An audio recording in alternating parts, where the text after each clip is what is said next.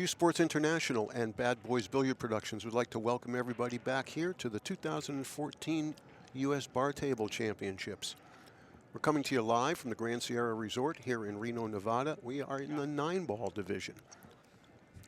And we're ready to open up today's action with two great players, Scott Frost and Carlo Biado.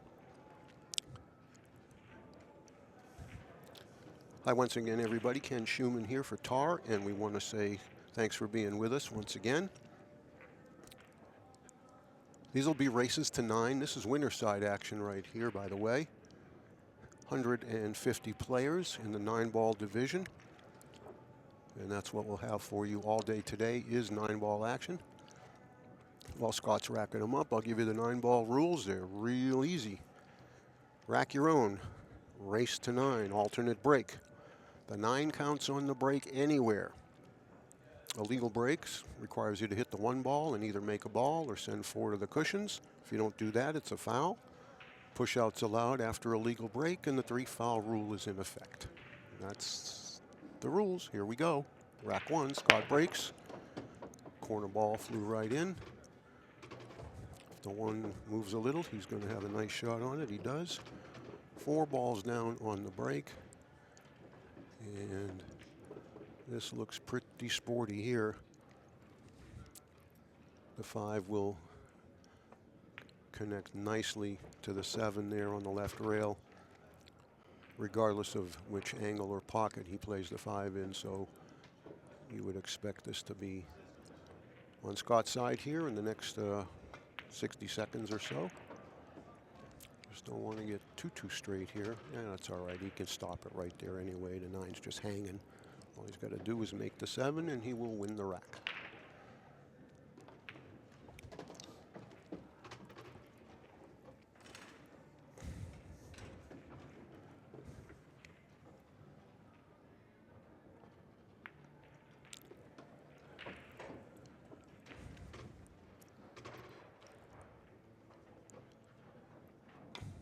And just like that, 1-0 for the freezer. Probably can expect to see the wing balls going with quite a bit of regularity here with the magic rack. But it's the same for both players. I don't think we give enough importance to winning the lag here in these alternate break disciplines.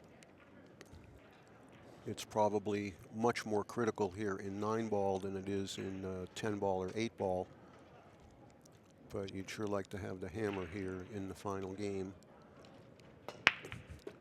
And again, you'll see fairly medium to just a touch, maybe more than medium speed on the break shots.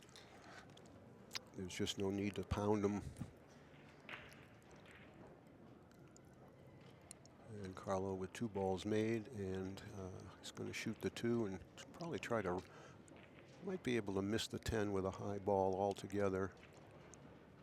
Just go around the other side of it near the 7. Or he did go into it, and that's game. You do not have to call anything in this game. You can play 2-way shots, 6-way shots, it just doesn't matter. It's Texas Express, so to speak. It's kind of becoming an antiquated term, but that's kind of where all this began many years ago with the rapid pace. Everything is wild and 1 foul ball in hand stuff. So far each guy's done what they were supposed to do, and now it's Scott's turn.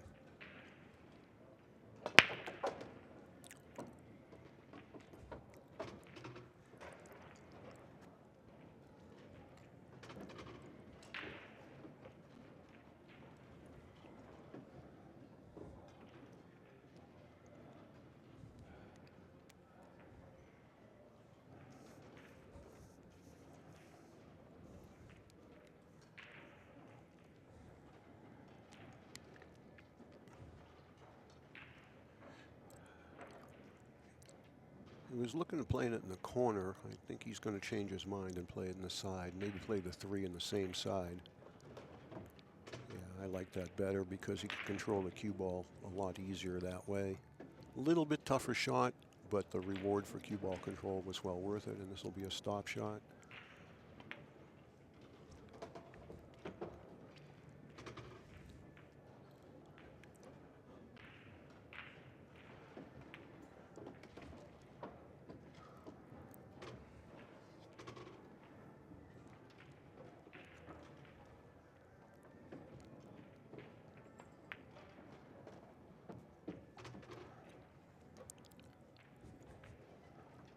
Both guys are pretty dialed in on the speed here on the tar table because they've played.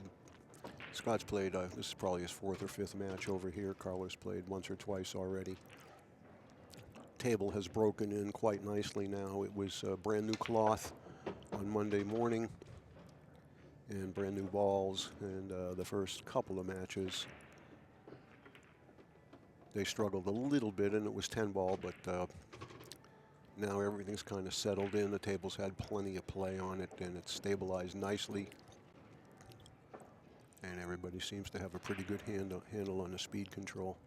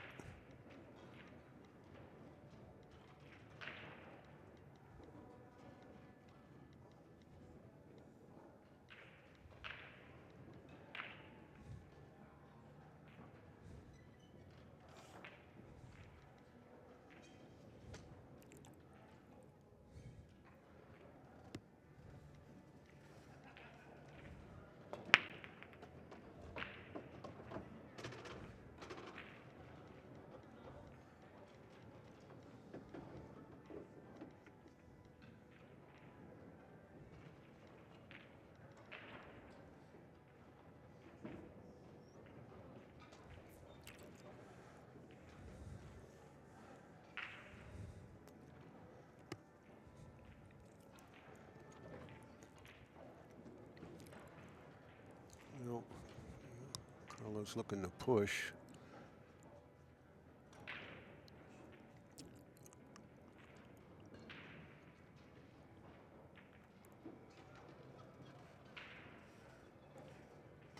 I think he came too far, and he may have left Scott the combination.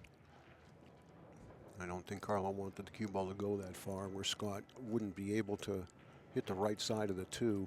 Now, it's still a little tough to tell from where I am, but if you look on the screen, it does look like there's plenty of room to get in there and play the 9. And he did so, and Carlo is going to pay for a kind of a sloppy push out there.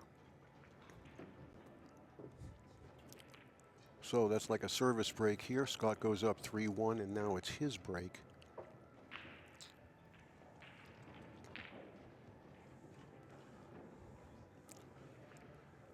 I'd like to once again, as I try to do at least a few times a day, is to mention our other industry partners here that have so graciously helped us to sponsor this event.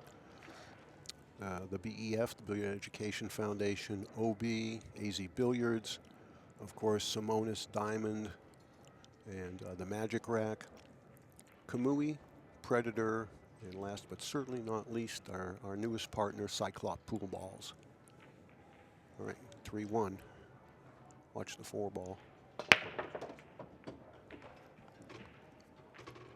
Needs a friendly bump, and he got it. Every ball has a pocket.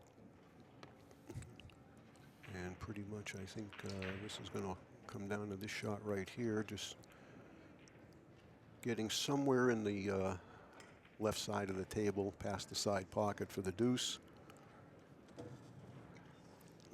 Maybe follow with inside here or draw it off the long rail.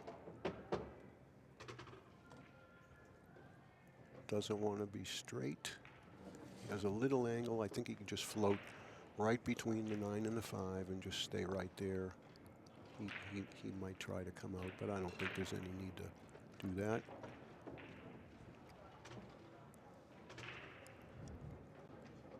And the 5 to the 6 will be the only challenge here for Scotty. He missed it. Oh my God. Well, he said it swerved, but I'm not so sure. I think he used a little check English on that, you know, to hold it a little inside. And sometimes when you do that, if you go a little too far out on the cue ball, you know it's going to deflect in the other direction. And that's possibly what happened. But Carlo has a chance now to get back the game he lost from his bad push-out in the last game.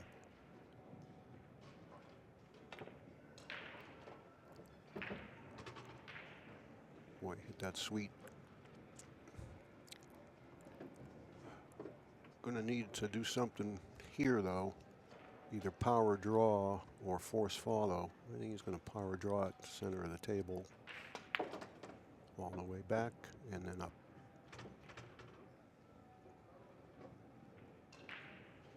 Good shot.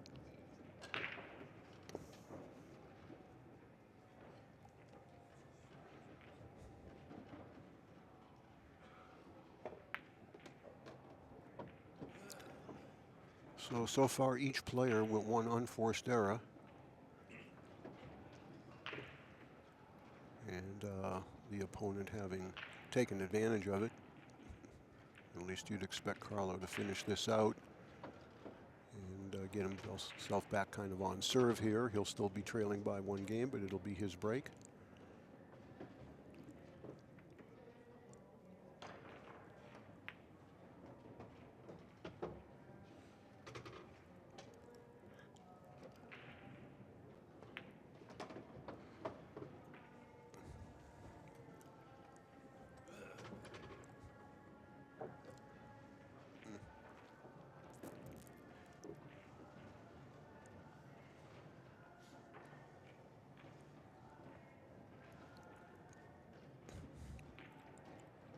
I'd like to offer our congratulations to the South Dakota kid. Shane Van Boning last night won his 4th U.S. Bar Table 10-ball championship. It's only been held 6 times. The 10-ball division was added in 2008. Might have even been 09, one of those years, but nevertheless,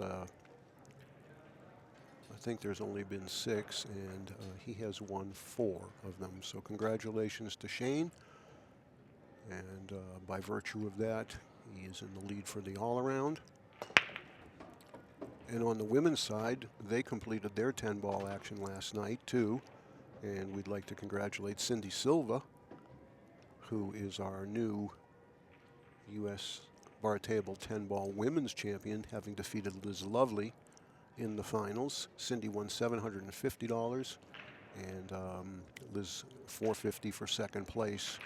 There were only 22 women in the 10-ball division. That's why the prize money is a little bit light as compared to what you might expect. But we have 31 women playing 9-ball, and we're already well into the 40s for women signups for 8-ball.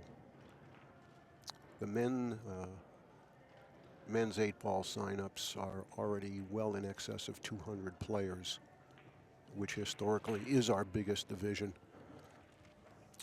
So we'll see what we wind up with when that gets underway tomorrow. Look out here. Boy, he kind of two-railed that one right in the pocket.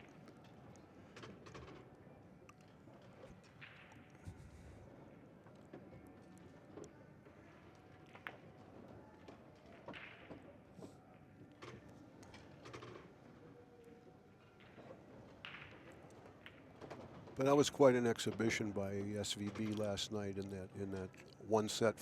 One could have gone 2, but it was just a complete obliteration. 7-0. It took I think we clocked it at 27 minutes. Now, arguably, Shane had a little bit of help, not like he needed it, but Warren made two or three unforced errors, plus a real bad scratch on a break where the cue ball bounced into the side. and I don't think Shane made more than one mistake, if that.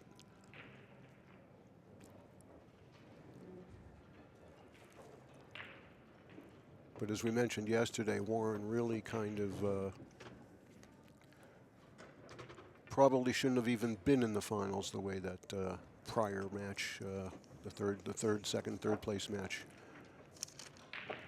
turned out when he played Jason Shaw, and Shaw had him 6-3, and then at 6-5, Shaw had 4 balls left on the table, you know, connect the dots kind of thing, and he got a touch out of line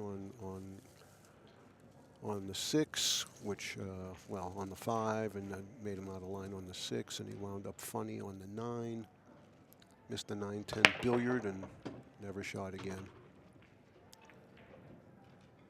That one's going to drop, and that's real important there, because if that thing hung on the other side of the side, it would have been tough. Scott has a chance to get that bad taste out of his mouth from that 3 ball in the last rack. 4 will go in the side, but I don't think that's the proper pocket to play it to get to the 5. Let's see what he elects to do here. Uh-oh, that better stop in a hurry.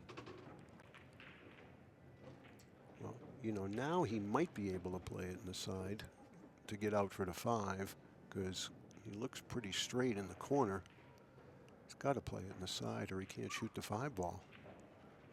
Now, if he plays it in the corner, I don't know what he can do. He's got to play it in the side. Got to get by the first point.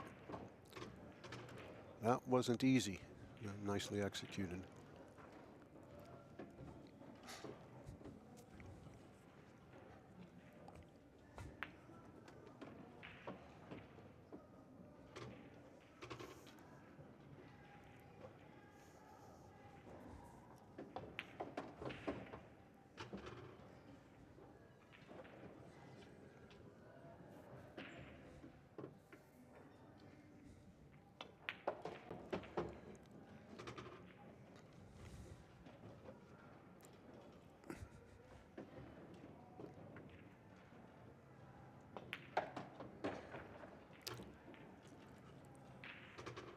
Each player with 1 mistake, the opponent won the game on that, excuse me, on that opponent's mistake. So we're essentially right where we would have been if everybody held serve.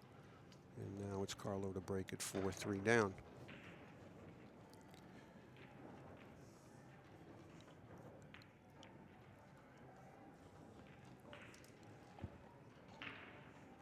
Carlo is from Quezon City in the Republic of the Philippines.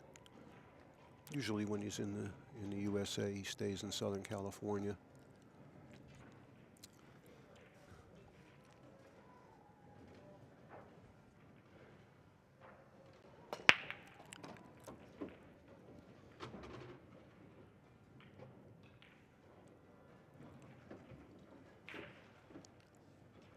I think he got a friendly tap there, and he's going to be able to pocket the 1 if he is. The rack is open.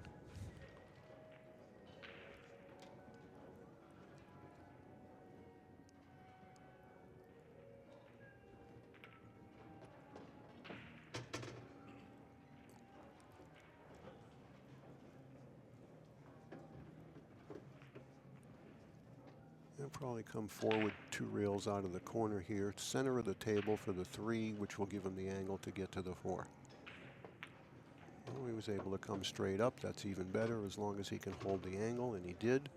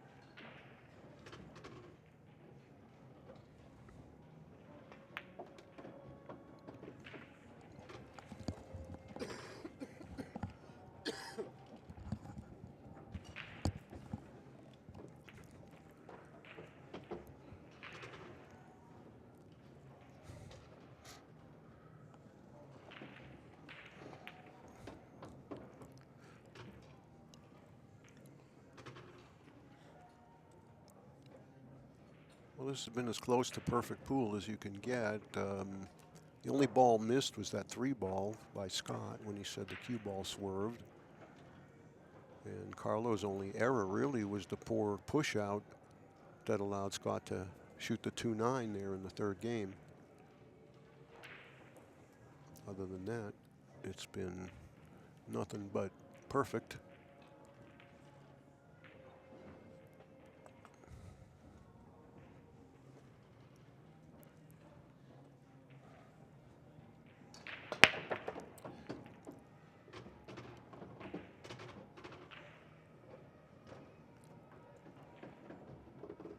He'll take that every time.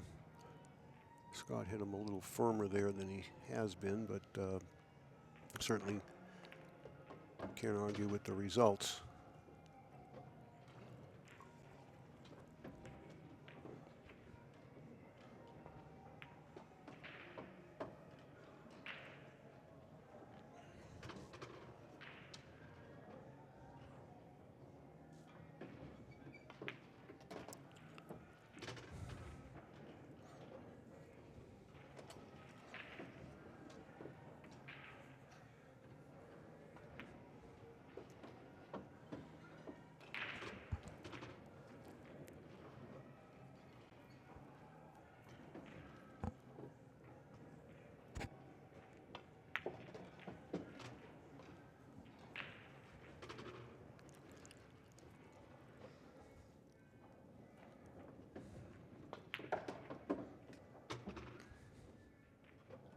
Five, 4.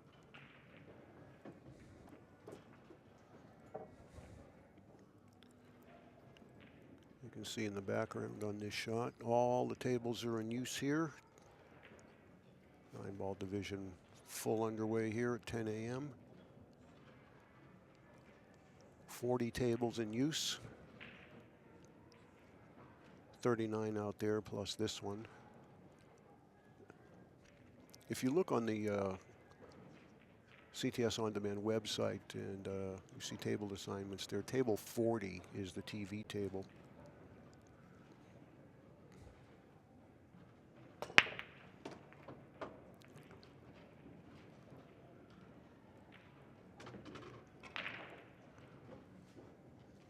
He's going to have to break out the 2-5 here. He can play the 1 on the side, but whether or not he can avoid the 9 and get to the 2-5 to break it out, I'm not really sure. Or possibly if he's full enough on the 1 to draw into the 5. And the other option is go behind it and play the 2-5. Went for the breakout, and how good did that work out?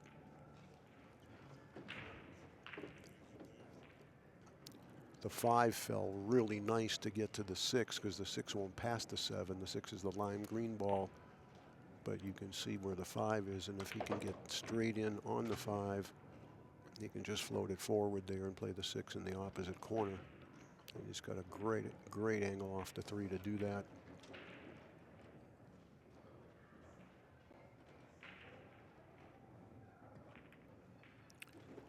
It's a little hard. Well, put another mark next to Carlo's name for an unforced error. He can go safe behind the 7 here, and I think that's the shot. First safety of the match here in the 10th rack. We've had 1 push out, and that's the first safety of the game, of the match. But I think Scott's real happy to just be at the table here because there's no way he really thought Carlo wasn't going to get out there. Remember, you don't have to call anything here. If he hits it and it goes in, it's good.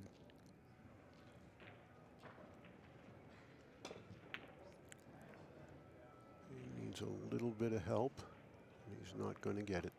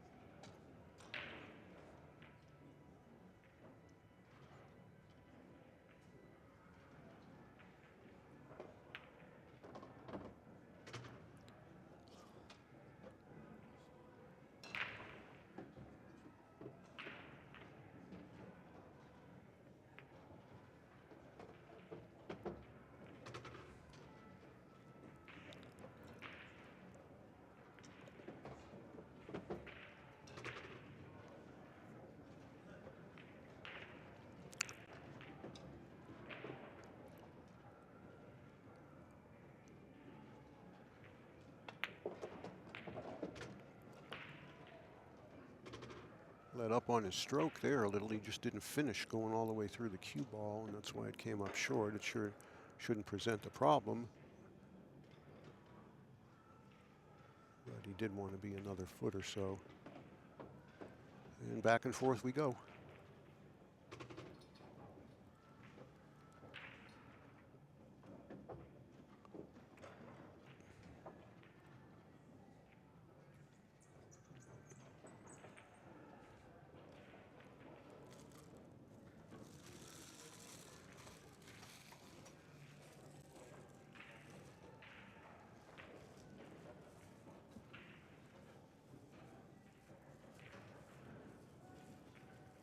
Scott's a former Music City Open 9-ball champion as well at JOB's there in Madison, Tennessee.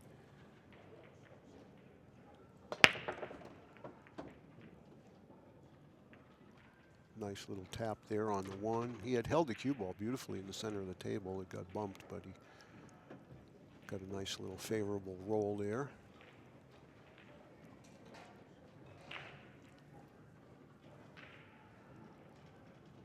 The 2 to the 3 is going to be the key here. All right, he's going to probably use the 9 to just come off of it and then come forward a little inside here. And he wants the 9 out of the way, but now he's got to play the combination.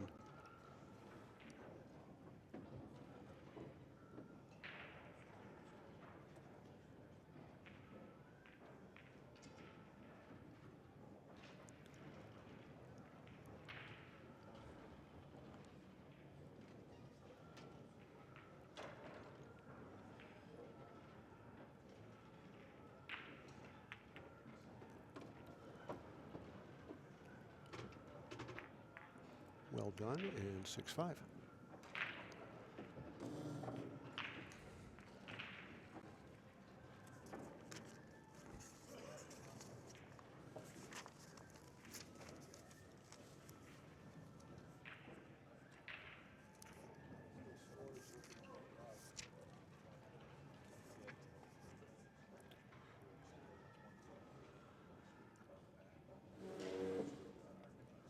Carlo was runner-up last year in the U.S. Open 8-ball championship,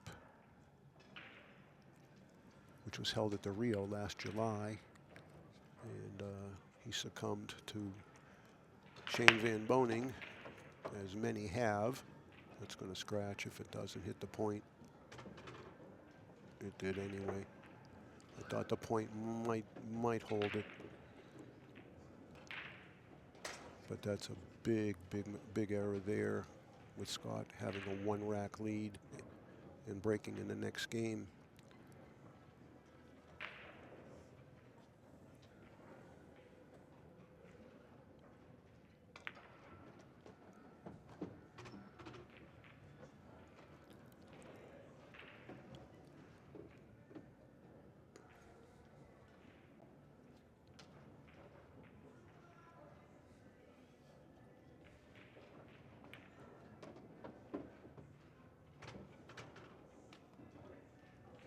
Something.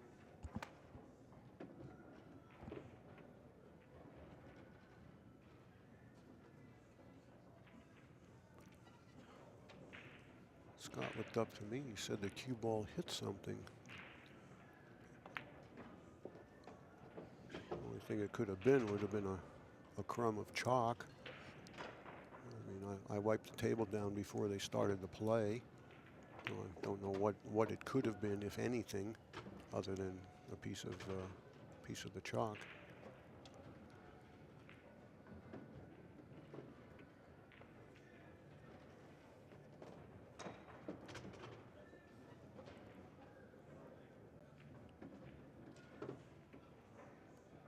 It's coming under the 8 here. No, just going to stay right there. Play it smart.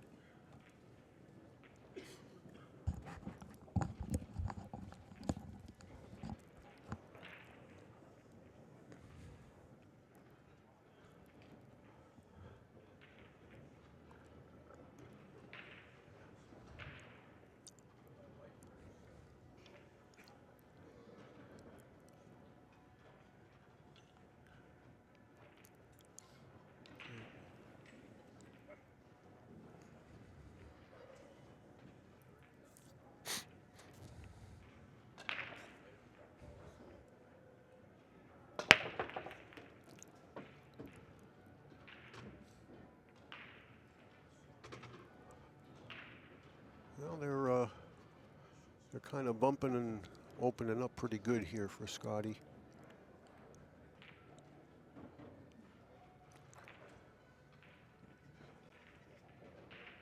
The 2 does not pass the 4. He could play it off the rail off the 4, or he's going to have to get around behind it and play it in their left-hand side pocket, which is the correct place, I think. Well, now it's going to go in the corner.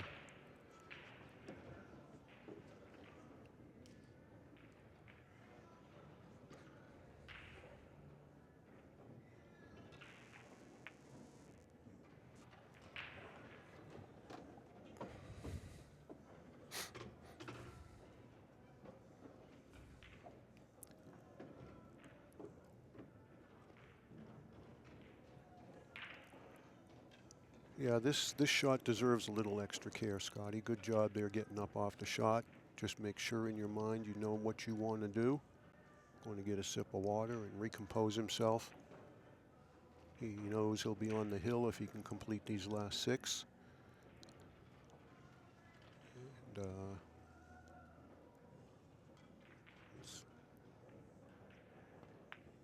oh boy. Didn't look like it was going, but the pocket speed took it.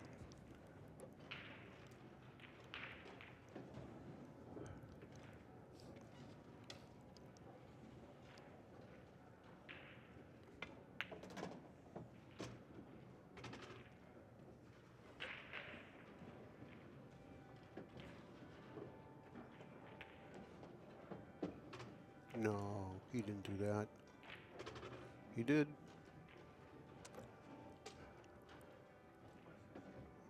Oh my God, he's got to kick this in. Is he going to get a rail with the cue ball?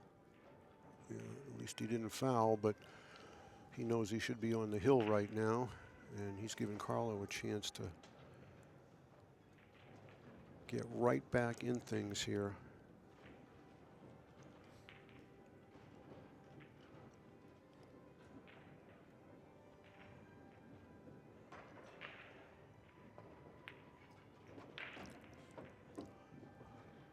Scott was in such a good rhythm here the whole match.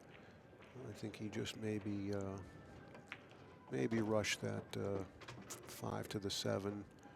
Didn't even think about the possibility of where's the only place I can get in trouble. And he wound up getting in the only place he could have got in trouble. It happens even to the best professionals in the world sometimes, when you just you let your attention span relax a little bit, because you're in rhythm, you're in gear, you're confident, you know you're going to make every shot. And the only thing he needed to guard against there was what wound up happening. So 7-6, Carlo with a chance to tie things up. The only good news for the Freezers campaign is that he still holds the break in the odd-numbered games.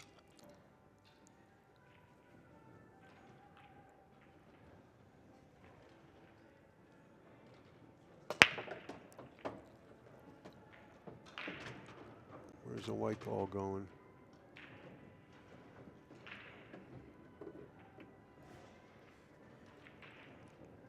Okay, can't see the 1. Just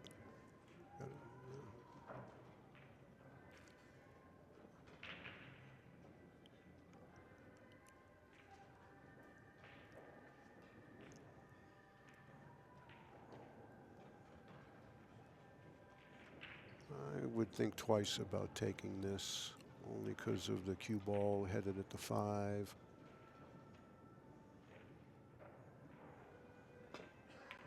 You just don't know what's going to happen after it contacts the ball. But he got away with it. He got a nice little fortunate bump there. The 3 will pass now. And if the 5 goes in the side, although it goes in both corners, this should be a tap out from here. An excellent shot he made on the 1 ball, but he knew he was going to let the cue ball fly.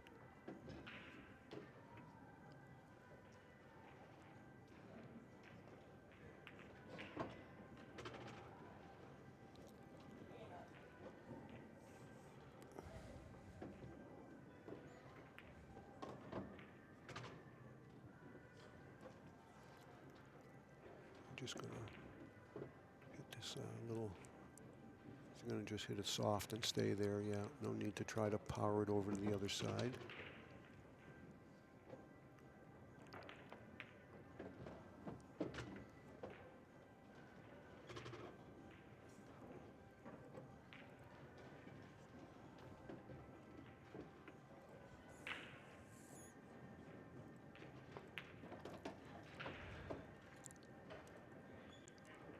Well, both times in this match that Carlo has pushed out, not only has Scott accepted the shot, but he's won the rack. So despite that butcher job there in the prior rack from the 5 to the 7, Scott manages to get himself to the hill and breaking. So he essentially is going to have 2 chances to win the match right here. And if he doesn't win this rack and Carlo wins the next game, Scott will have 1 more opportunity at 8-8.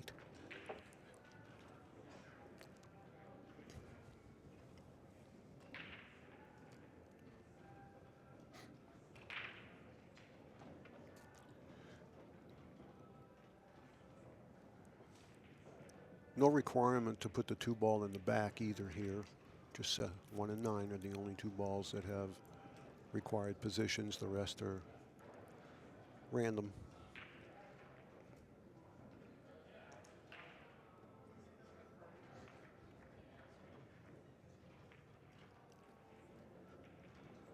Match is sure moving along at a good pace here. We're not 40 minutes in, and it's 8-6.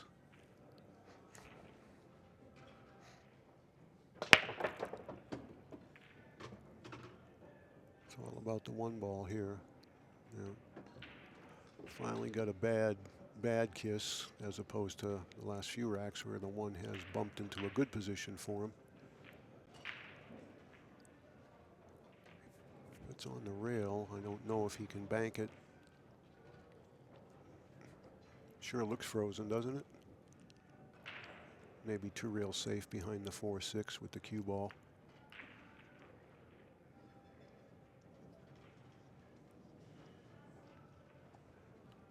Carlo can surely hit the 1. I cannot tell from this camera whether he's got enough room to make it.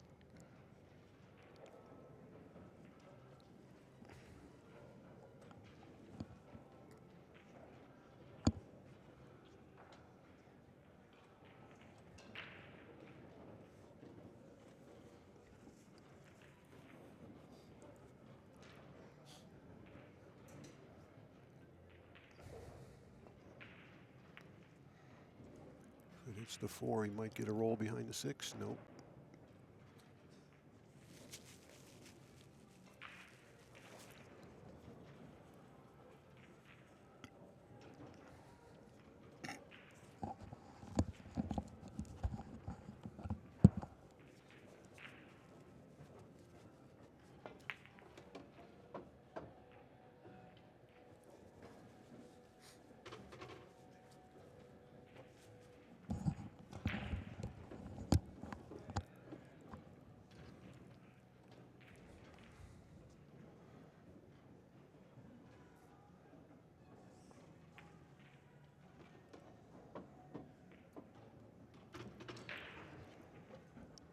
He might try to bring the cue ball into the 7 here. 7's not in the prettiest spot in the world. It's okay, but if he could hit the 7, he'd still have been right there for the combination, but this is all right.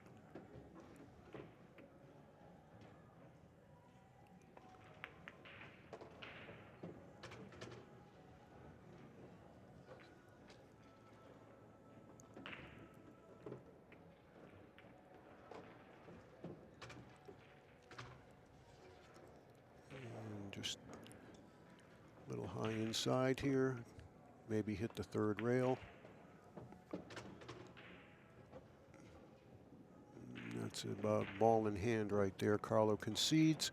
Scott Frost with a victory at 9-6 to open things up for us here at the U.S. Bar Table 9-ball division. So our next match is scheduled for 11:30. So we've got about 40 minutes. We'll see if we can put something up from yesterday, maybe Maybe we could replay the 10-ball final from last night between Shane and Warren, or whatever Tim decides to pull out of the archives there for you. As soon as we know where our 11:30 players are, we'll let you know. In the meantime, stand by, everybody. Thanks again for being with us.